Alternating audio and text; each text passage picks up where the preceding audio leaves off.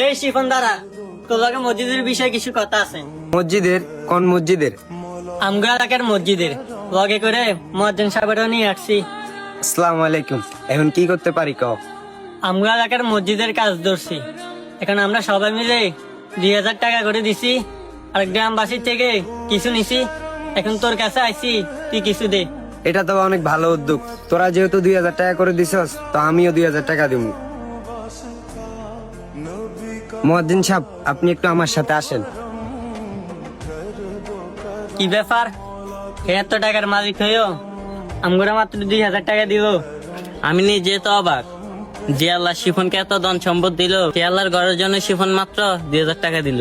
এটা তো ঠিক হই, আল্লাহ তাকে ধন দিবার পরও মন দেয় নাই। এত টাকা মালিক হইবার পরও মাত্র 2000 টাকা দিবে, তার থেকে এটা আমরা আশা করি নাই। মানুষ এমনই, যখন হাতে টাকা থাকে না তখন বাবা 2 হাত ভরে দান করবো, আর যখন হাতে টাকা হয় তখন কি মোদির জন্য দান করতে তাদের হাত কাঁপে। আরো বিষয় জান্না হোক না জান্না হোক, মন্তব্য করা আল্লাহ তাআলা পছন্দ করে না। আমাদের আল্লাহ পাক বলছে, তোমরা এমন ভাবে দান করো, ডান হাতে দান করার সময় বাম হাত যাতে না জানে। আমাদের সমাজে মানুষ এমন হয়ে গেছে যে দান করার সময় যদি মানুষকে না জানায় তাহলে তার মানিজ্যতেই থাকে না। মানে আপনি একটা কাজ করবেন, কালকে সময় করে এসে আমার এখান থেকে এসে 50,000 টাকা নিয়ে যাবেন।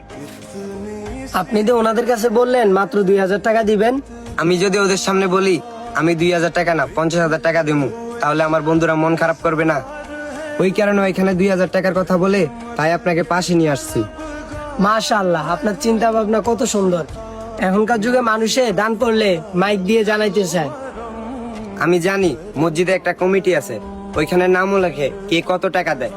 আপনার কাছে অতটুকু অনুরোধ করব, ওই মসজিদের খাতায় 50,000 টাকা না লেখায়া 2000 টাকা লেখান। এই গোপনে দান করাটা আপনি ছাড়া আর আমার আল্লাহ ছাড়া আর কেউ যাতে না জানো। ইনশাআল্লাহ। দেখেন, যে যত বেশি গোপনে দান করবে সে আল্লাহর কাছে তত প্রিয় থাকবে। আরেকটা কথা, কেউ দান করুক আর না করুক, আল্লাহ তাআলা মসজিদের কাজ কখনো থেমে থাকে না। আল্লাহ তাআলা কারো না কারো উসিলায় এই মসজিদের কাজ সম্পূর্ণ করবে ইনশাআল্লাহ।